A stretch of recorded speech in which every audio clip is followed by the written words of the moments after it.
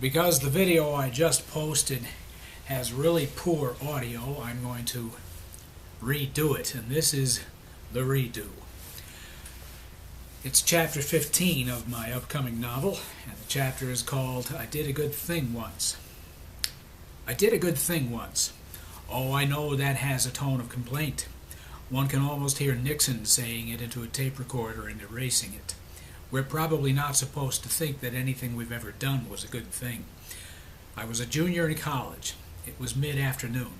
The door to my room was partly open, it being that I was fairly social and generally only kept the door shut when I was napping. I was momentarily without a roommate, because the fellow who'd been my roommate from September through February moved off campus with his girlfriend. His successor was slated to arrive on the upcoming Saturday. The resident assistants had warned me he'd been kicked out of another dorm for being rowdy, and that I could block him. I didn't want to hog a double room. That was not the good thing I'm talking about, but allow me to preen. The negative talk about someone I'd never met made me want to meet him. But during the time when I had the room to myself, I was sitting at my uncomfortable desk reading Balzac. I'd have been listening to music while reading, but my roommate had taken his tape deck with him. I was without background noise for 4 days. Some Parisian boarding house keeper was complaining on page 53 when, suddenly, my half-open door swung in and banged against the dresser which used to house the tape deck. A plump, narcotized being stood in the space between my room and the hall. I never knew his name, but he always looked as if he were about to tell a joke but realized no one would get it.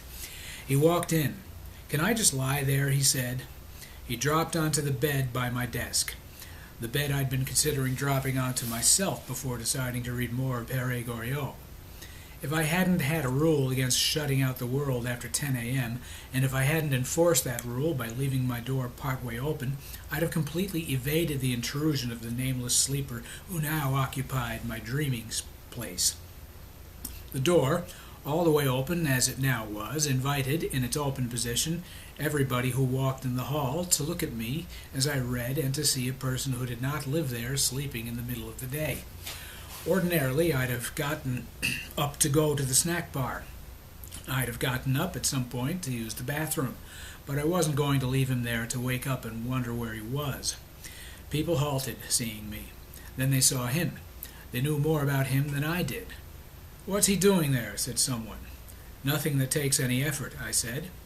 He was on the only bed in the room, my roommate having taken his own family bed, which he'd originally brought, out to the off-campus apartment he and his girlfriend were now occupying. I had a desk, a lamp, and a 19th century copy of the Balzac novel I had to read. My father had let me take it out of his study before starting second semester. But the person on my bed had only one thing from his own home, himself. "He just walked in and threw himself on your bed?" said another person passing by. "Yeah," I said. "That's what he does," said the person passing by. "He came in and kicked the bed." "Move," he said. The sleeper slept on. The passerby went into the hall again. "Idiot," he said softly. I don't know if he meant me or the sleeper. It came time for me to get to a class. I'd been hoping he'd simply wake up, but I had to wake him up. I said. "You've got to really shout it," said somebody in the hall. Finally, I shook him by the shoulder. He looked up. "I'm sorry, I have to get to class." He shut his eyes and was about to drop his head back on the pillow. "I can't leave until you leave. Please wake up." He did. He sat up. He looked around with glassy-eyed incomprehension. He stood. He walked out the door. As I locked the door behind me, Frederick and a notebook in my hand, someone said, "I'd have punched him."